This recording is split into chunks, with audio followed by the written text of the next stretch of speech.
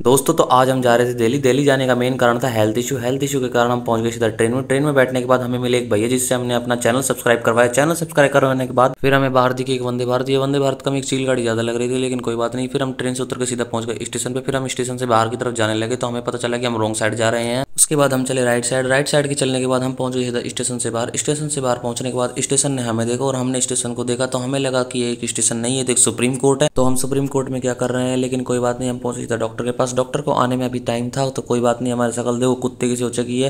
फिर उसके बाद हम डॉक्टर से चेकअप करवाने के बाद हम पहुंच गए वापस शाम को स्टेशन पे, सॉरी सुप्रीम कोर्ट से अलवर राजस्थान की टिकट कटवाने के लिए हम पहुंच गए सीधा टिकट घर से टिकट कटवाने के बाद हम पहुंच गए सीधा स्टेशन के अंदर। तो दोस्तों दिल्ली आए और दिल्ली में हवाबाजी ना हो ऐसा तो हो ही नहीं सकता। तो हम पहुंच गए फिर सीधा टिकट काउंटर पे कॉफ़ी लेने के लिए, लेकिन कॉफ़ी पीकर देखा तो ये कॉफ़ी कम और मूत ज़्यादा लग रहा था।